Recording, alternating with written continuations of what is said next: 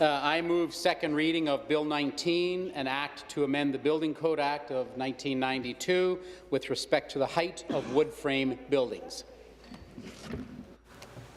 Mr. Fedeli has moved second reading of Bill 19, an act to amend the Building Code Act 1992 with respect to the height of wood frame buildings. Pursuant to Standing Order 98, the member has 12 minutes for his presentation. Again, I recognize the Leader of the Opposition. Thank you, Speaker. It's a great honour to again be introducing the Ontario Forestry Revitalization Act on behalf of the forest industry and on behalf of all of Northern Ontario. The Act would amend the Ontario Building Code to allow for wood frame construction to be used in mid-rise buildings up to 14 stories instead of the current 6 stories. This change will further boost the northern forestry industry and create jobs and growth. Forestry, Speaker, as you know, is a vital part of the northern economy, and it has been hit very hard over the past decade. Over that time, some 60 lumber mills have closed across the north. That's 80% of all mills, and 10,000 resource sector jobs had disappeared. It is my hope that this bill will help reverse the damage that has been done in the forestry sector throughout Northern Ontario. This change could provide a tremendous boost to the forestry industry by increasing domestic demand for lumber and stimulating the 103 forestry-dependent communities, primarily in Northern Ontario. I'd like to talk a little bit about the history of how we got to this point. My first private member's bill on this topic was introduced in this legislature in 2012, seeking an increase in the maximum height of wood frame buildings at that time from 4 to 6. That bill received all-party support on second reading and eventually went through the committee, past committee hearings as well. So it was a very good and well-received bill. While it was awaiting third reading, the legislature was prorogued that fall, and so that was tremendously disappointing, having gone so far, but this legislation was far too important, especially to Northerners. So it was reintroduced in 2013, and again, my bill received all-party support at second reading, but again, it died on the order paper due to the election. Not being deterred, thankfully, the government realized this was the right thing to do, and the change to allow 6-story wood frame construction was eventually adopted by the government in 2015 through regulation. Now, in May of last year, I introduced a bill seeking an increase from 6 to 12 stories, which would accommodate a building being planned by George Brown College here in Toronto. I'd like to read an excerpt from a letter from the president of George Brown College, Ann Sado. She writes, quote, "As you've seen, the Arbor, our future waterfront campus building," she's speaking about George Brown now, "is poised to become Ontario's first tall-wood, low-carbon institutional building. We plan to use it to drive forward advancements in sustainable innovation and green building throughout Canada. As the future home of Canada's first tall wood research institute, it would allow students and researchers to generate innovative ideas and research in mass timber construction while serving as a public example of how sustainability can be incorporated into the buildings where we learn, work, and play. Tall wood construction is a truly forward-thinking idea, and as such, its adoption will depend on the support and collaboration of many stakeholders.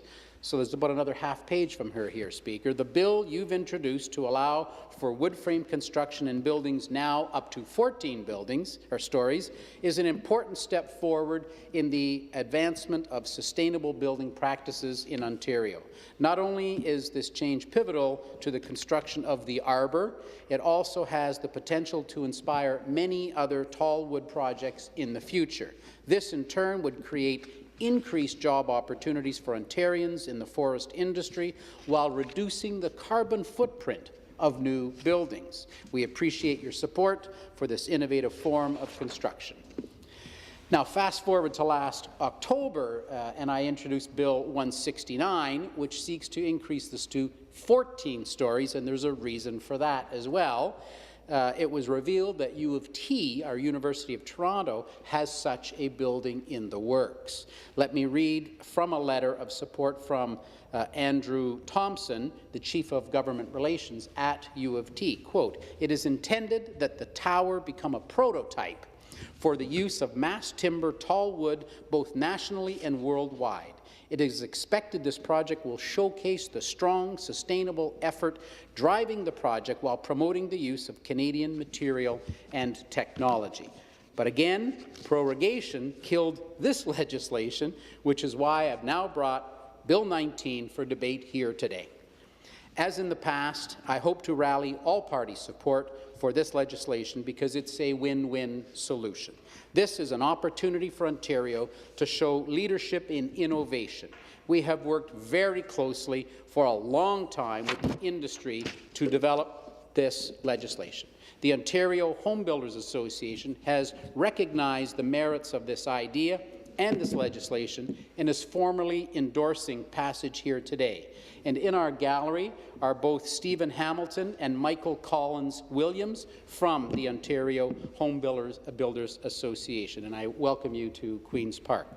The CEO, Joe Vaquero, wrote, quote, "On behalf of the Ontario Home Builders Association, we are pleased to support the proposed bill amending the Building Code Act to provide that the Ontario Building Code shall not prohibit a building that is 14 stories or less in building height from being of wood frame construction. OBA has been a strong supporter of building science innovation and adoption of advanced construction technology.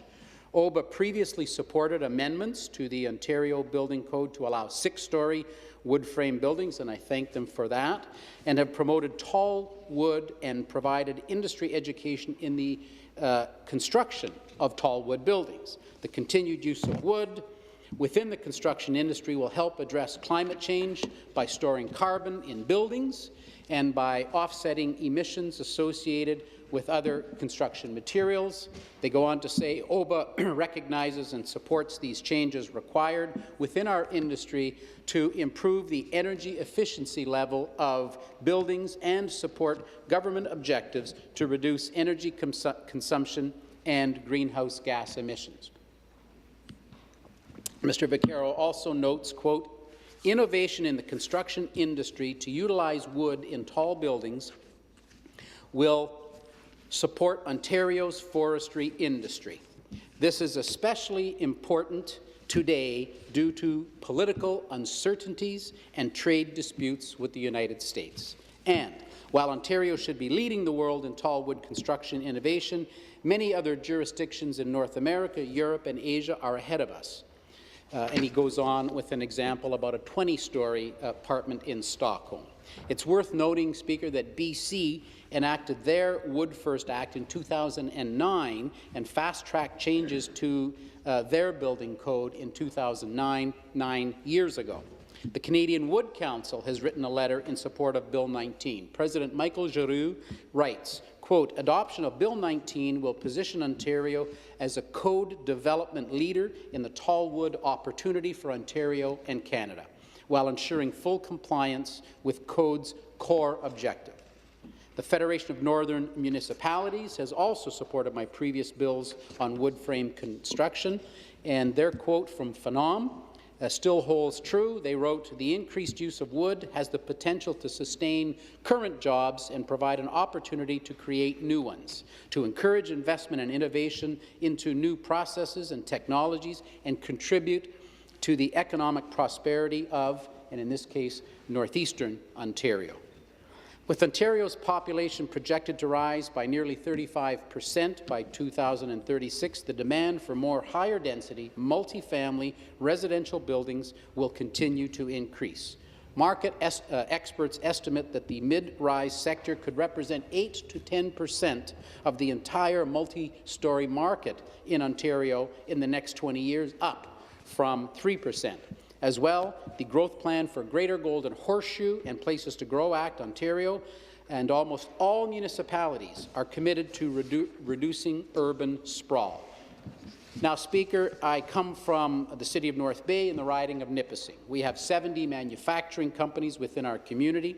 In my riding of Nipissing, Mattawa, Bonfield, Calvin, Trout Creek, and others were all dependent on the wood sector. This is a wonderful opportunity to bring back the forestry sector, bring life back to communities like Mattawa that were so heavily dependent on the forestry sector. This is an opportunity for the 10,000 resource-based jobs that were lost throughout Northern Ontario and an opportunity for our communities devastated by closures in the forestry sector. In closing, Speaker, I want to reiterate that we will respond to all issues of the stakeholders. I want to thank all the parties for supporting my previous bills, which led to 6-story wood frame construction becoming a reality in Ontario.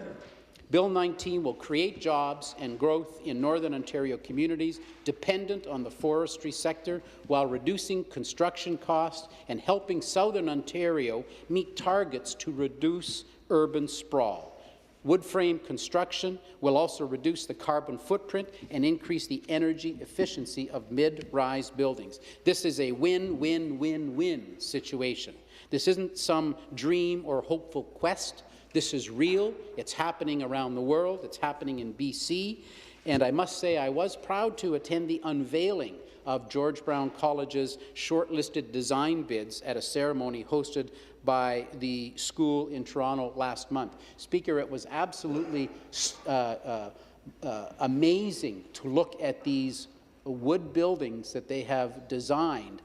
You'd never believe how beautiful they are, and I can't even begin to imagine how they're going to pick one out of those 4 spectacular designs, which will be constructed hopefully very soon on the waterfront of downtown Toronto for George Brown College. Thank you, Speaker.